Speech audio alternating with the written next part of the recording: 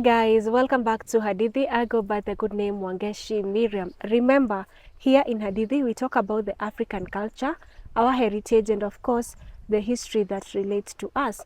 Talking of history, come to think of how life was for Kenyans before independence. So today we are going to be taking that flashback and understand how life was for us Kenyans before we gained our independence, and perhaps how was the lifestyle, how was the economic life, the social life, and of course the political life. So today I'm going to be joined by an amazing guest who will be introducing himself and share with us how life was back then in the times. Yes, so karibu sana Guka. Okay, thank you, Parisha. No waranirie na andũ aitũ ũmere marĩtwa maku, umĩte kũ? Yes. Ona gĩthũngũ kana Gĩkũyũ. No ũngĩhota na Gĩthũngũ no sawa. Okay. As mentioned to you, me to talk about our past time before independence, I'm Joseph Kimani Jenga, and I was born 1941. And that I know before independence, I would explain experiences, what Africans experienced that time with hardship, and very difficult to get to secure even employment.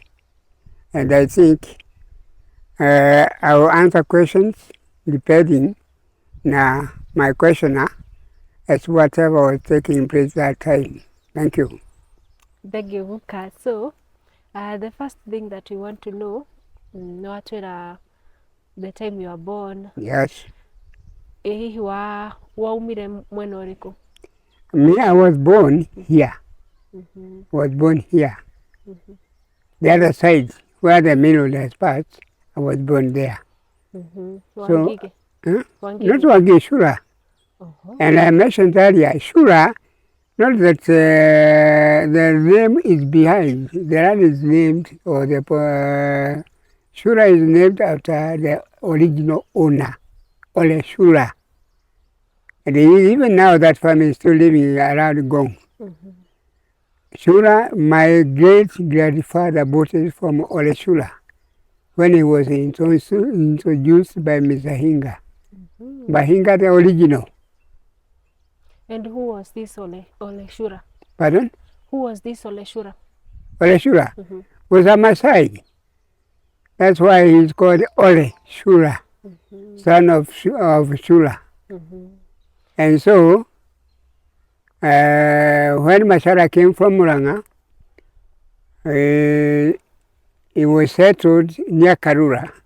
From Karura, he came just next to Kitasuru. And from there, they met with the Hinga.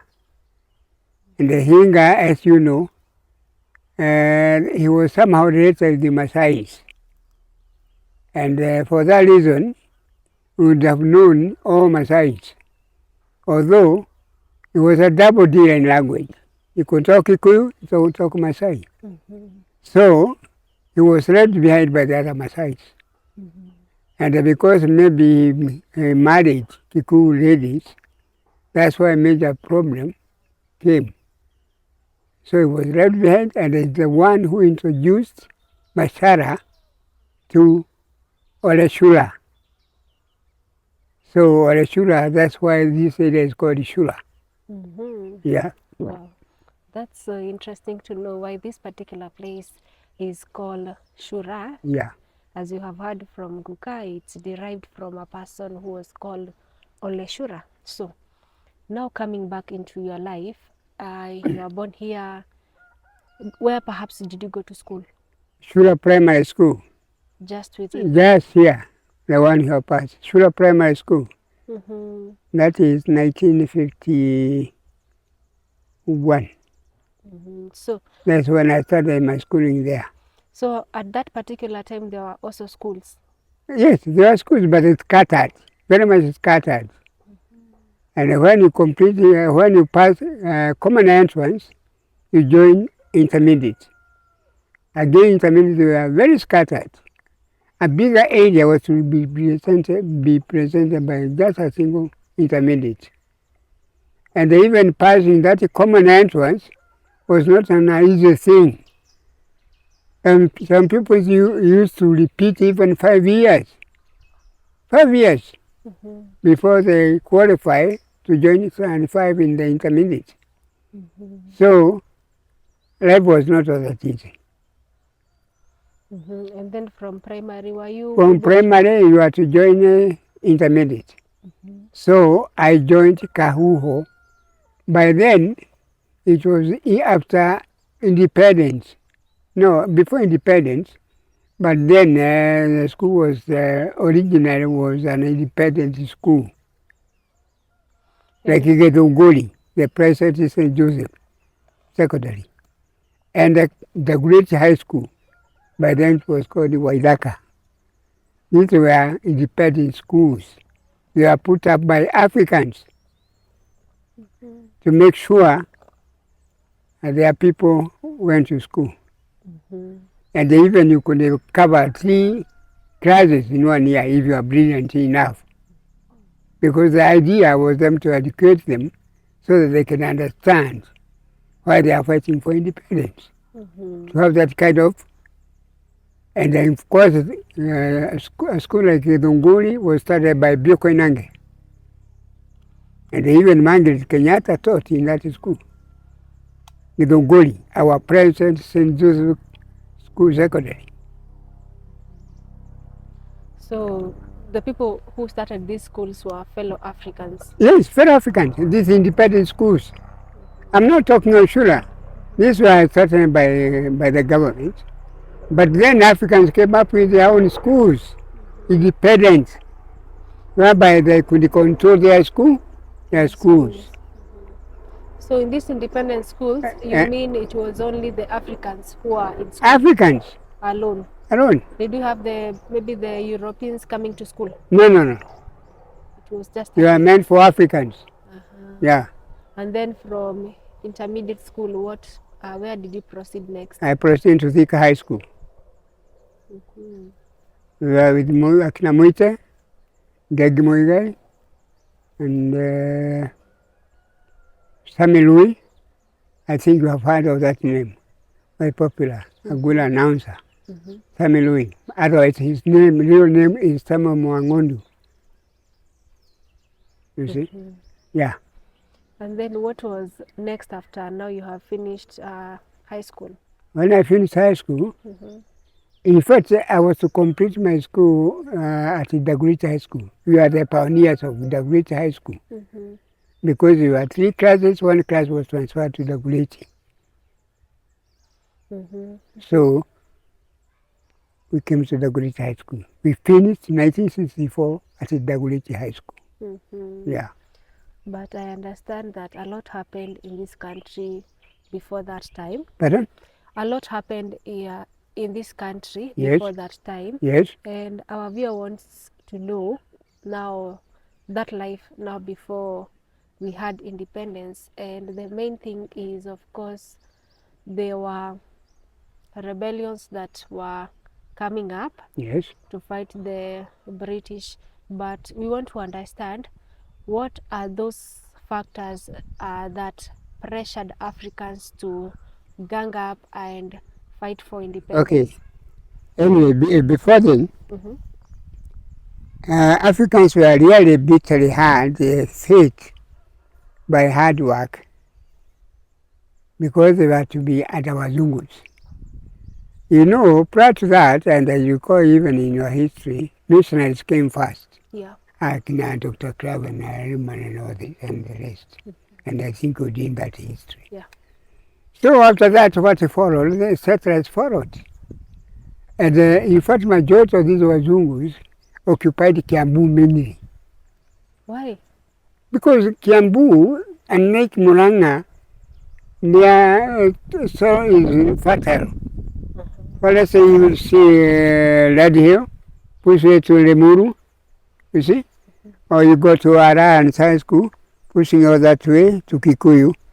The land was fertile. And the Kitasuru, this was Wazungu's land. They were owned up to Fort Smith. So Africans were snatched to their shamba. So they are very bitter of their art. And again, payment, salary-wise, they are very poorly paid. How much was it? You can imagine, my father was employed 1 shilling per day. Pruning coffee. Mm-hmm. You see, 1 shilling per day, that is 30 shillings per month. And then a mukebe, unga on Saturday. You see? Mm-hmm. And however, before even he was employed, you know, majority of Africans were detained. And the Muzungu had known that Mau Mau was led by Kikuyu, Eben Meru, Gema. You see? And even now, that's why they are bitter. Hear someone somewhere, they come and dare insult. Because majority of them didn't know even how the independence came about. And with the independence, they had to struggle for independence. They were to take oath. And that's why they declared emergency, 1952. And in fact, it's when Kenyatta was arrested. And as I mentioned earlier, that's why you hear this road called the Campengolia. Because when he was arrested, they used that road. That's why we call it Campengolia, Mm-hmm. on the way to KIA. Mm-hmm. Before you reach KIA, just a few meters from KIA, there's a road heading to Kabete called the Campengolia Road. So, when Mzee was arrested, they used that road and taken to Campengolia. Mm-hmm.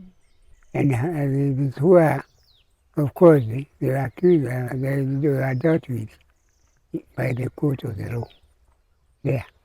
Mm-hmm. It's when they were jailed. Mm-hmm. So there is something that I want our viewer to understand. However, before this came about, Mm-hmm. you recall 1919, Haretuku was very bitter with these Wazungus. Because Wazungus were to force taxes Mm-hmm. on women because of breast. You see? Mm-hmm. And this will actually affect the Africans. Kikuyu lad. Because Mzungu was interested in the lad. Mm-hmm. Okay? So, Haretuku was to lead people to rebel against this tax. And from there is when he was arrested, taken to court, and then detained at Kismayu. Kismayu is on the side of Somali. Yeah. Then after that, KC was still operational, but secretary. It's when they decided to send Kenyatta to abroad for further education, for him later to follow to talk about the independence. Mm-hmm. At the time, by the time, Kainanga was very clever. You know, Kainanga was a graduate then. Was a BA holder or MA holder. And in fact, he's one of the close advisors to Mzee, Koinange. And after Kenyatta himself was saying, with the bill, the show, he knows there's a government. You see? Mm-hmm. And in fact, that time when he was talking that way, because when he was detained for 7 years, was released. But when he was accused and put into trial, was taken to Rotan. Later he was transferred to Rondua. And several of them, everyone had his own house. There were 7 houses for them. Mm-hmm. So when he was released, is when he left Rondua. When he came, already we had 2 parties. Because originally, before he was taken to Britain, they had KCA. Mm-hmm. You see? Mm-hmm. Which later turned to KAU, KAU. Okay? Mm-hmm. And the KAU actually is the mother of KANU. Mm-hmm. So, KADU was formed by those who are opposed to KANU. And it was run by Ngara and Moi. So at the time, by the time there was this, we had two main parties, KANU and KADU. Are we together? So they had to compete. And Mzee was so clever. He wasn't to say that he was for KANU or for KADU. Huh? He just kept quiet, but he was the first prime minister that time. And later, anyway, he decided to join KANU because he knew very well. And the KANU by then was led by James Gishuru. But Winga and Boya were working closely, very closely, the KANU. In fact, KANU was mainly formed by Luo. Luo came to join in KANU. And that's why Oginga became the first vice president, although they disagreed on policies. Yeah. Now we want our viewer to understand, now before coming to even formation of the parties, Yes. the Mau Mau, which, sorry. Mau Mau was to be formed, and the majority who really went to Mau Mau to the forest, they had fought in Second World War. And they maybe before then, Africans didn't believe Mzungu can die. And Akina Kimani knew, because they had experienced Burma, where they had gone Second World War. And in fact, their age group of those people, majority of them, were those who became circumcised in 1940 age group. And the ones actual majority who went to the forest. So for this Mau Mau... But then, after the Kikuyu took oath with Embo and Meru, oath, they can't go back. Now if they have to fight for it. And they knew very well it's not an easy job. We have to share the bread. And these people were really determined to fight for it. That even if one was to be hurt or be shot, he could not accept to be taken to hospital. Why? That he died for his lad. He could not accept to be taken to hospital. Better die. They knew very well they were dying for their lad. Get that? So they were really determined. So for these people to succeed, Kikuyus were forced to take oath. Even those people were not to go to the forest. And then now that time, when Macho was declared, Wazungus were employed as home guards. You see? Home, those who had taken oath, regarded as enemies. You see? Because according to them, they were informers of Wazungus. And even now you could hear some of them talk of home guards. Because they are loyal to the Mzungu. And there is no wonder even in America. And that's how Canada was formed. Because they were opposed to these Americans who were fighting in their motherland. You see? And those were supporting, and those against supporting taking America inside North America. Get that? So even these home guards, according to those who have taken oath, they are enemies. Because they are supporting Mzungu's ideas of suppressing. And I assure those years, those days, that was very difficult. This party unaona, this party you see, was a rare commodity in most of the homes.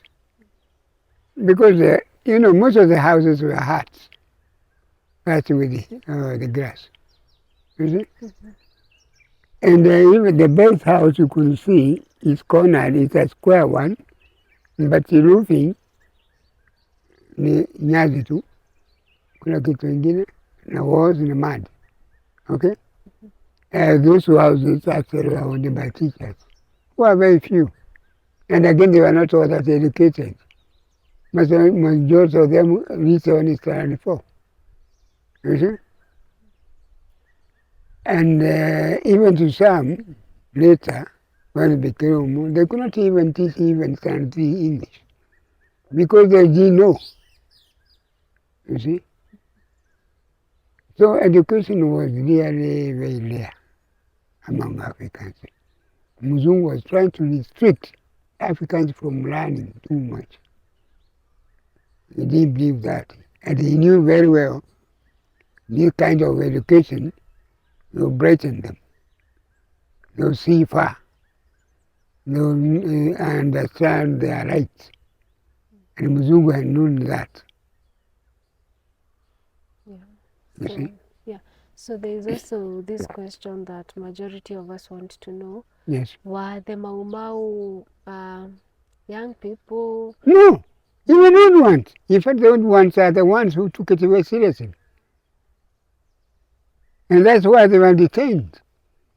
Some in Manyani, also. Kirinyaga hizi mashamba ya nini, ya rais. Hiyo mitaro ishibwa na Tunisia by force. They are forced. You see? Yeah. And the Mau Mau come from one particular region? As I mentioned, Mau Mau, even according to Mzungu, Meru, Embu, and Kikuyu. Gema. So they are at the forefront of Mau Mau? Yeah. Yeah. And why did they choose to maybe live in the forest? Well, they are hiding. Already are enemies to Mzungus. And they couldn't kill them. Of course. To achieve Uhuru, independence was not an easy thing. They even taught a lesson, even themselves. And they were making up guns on their own. Others are snatched from Askari when they are killed. You see? That's the thing. And maybe how did these people now in the forest, how are they able to get food? No. During night they could come. Even Wazungus were failing to come in the reserves during the night. Yes. Food could be taken here at night. And they even themselves could come. And they even stored goods at homes. Okay? Yeah. But at the end of the day, they must end up in the forest. Or caves. Kama Nyandarua. Okay? Yeah.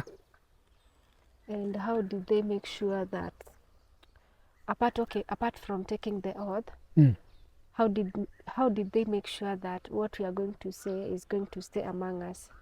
No one is going to betray us. No, for that, they had a belief.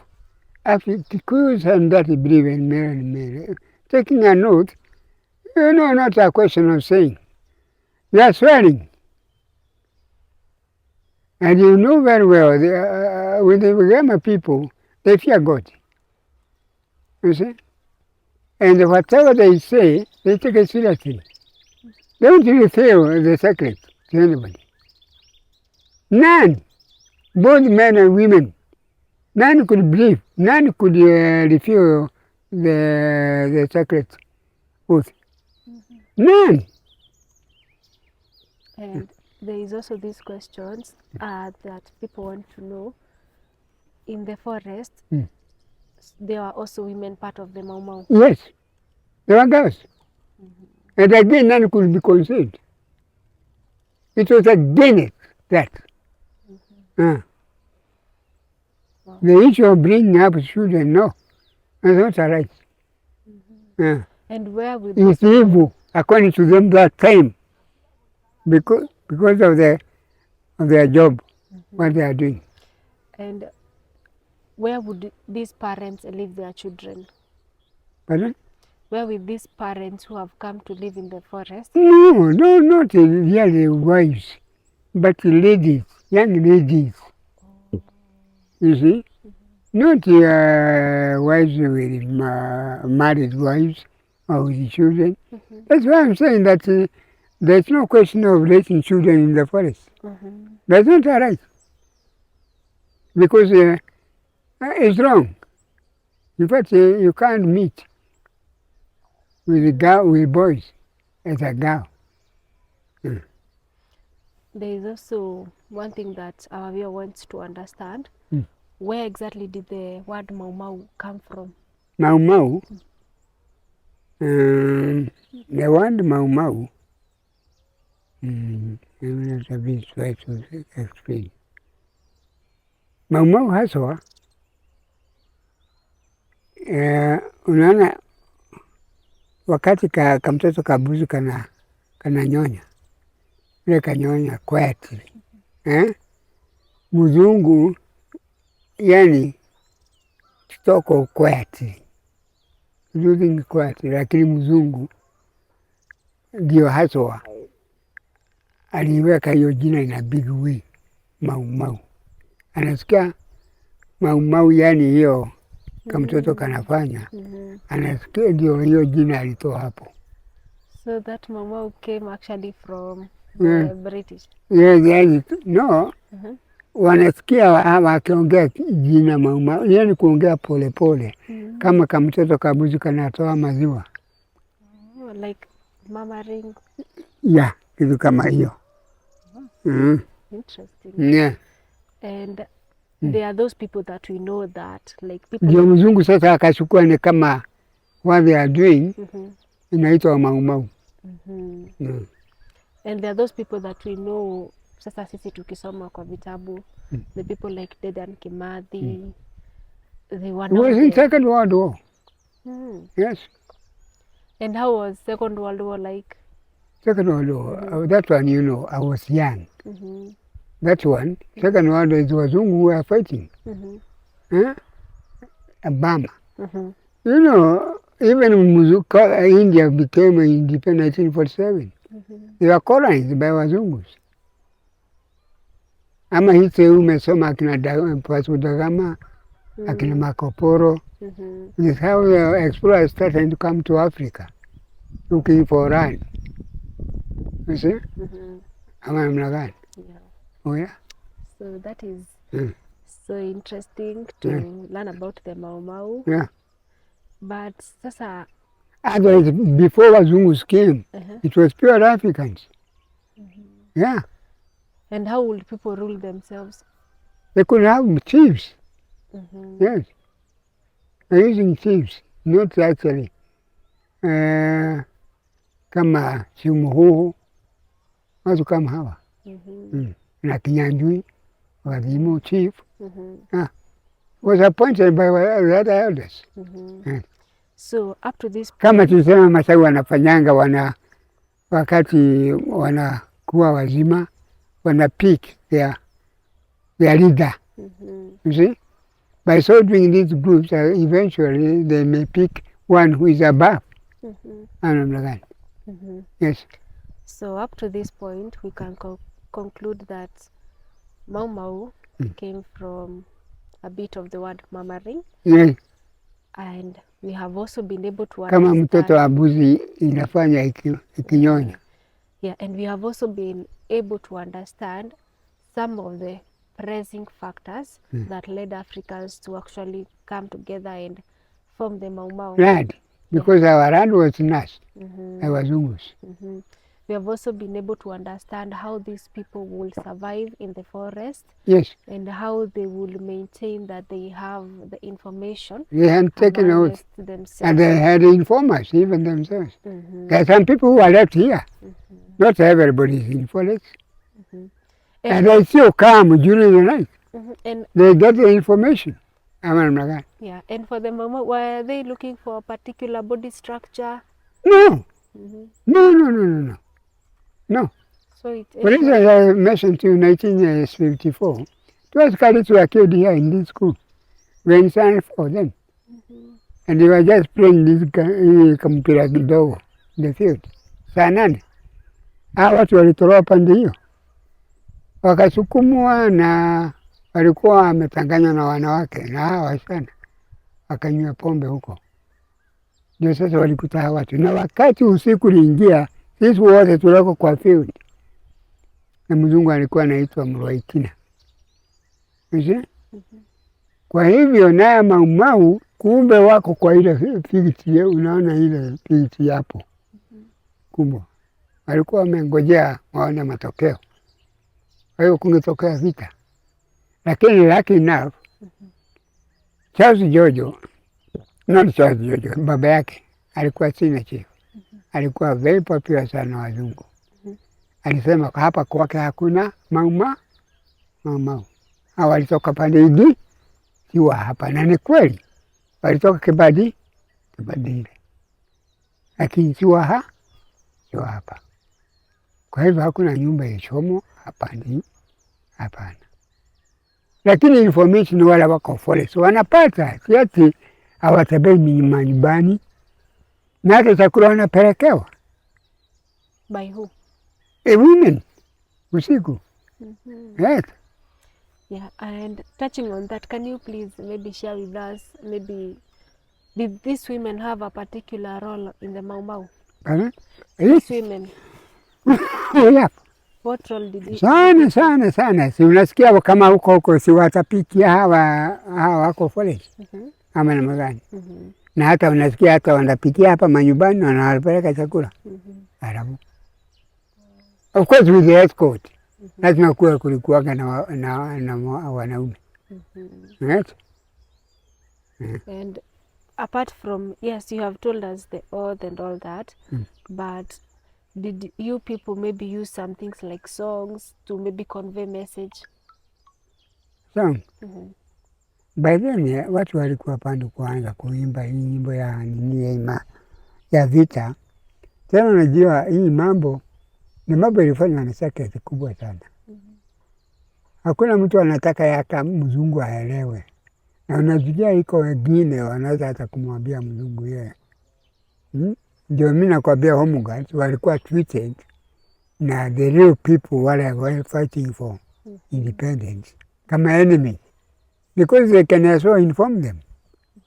Hata hizo songs unasema si waliambiwa. Kwa hiyo mambo yote ilikuwa quietly. Yeah. Ungetoka utoe hiyo wimbo, walikuja kutoa baadaye akina Kamaru. Ama namna gani? Lakini wakati ule hii mambo yote yanafanywa na siri kubwa sana. Hawataki kitu kingine, yani toke mzungu imfikie.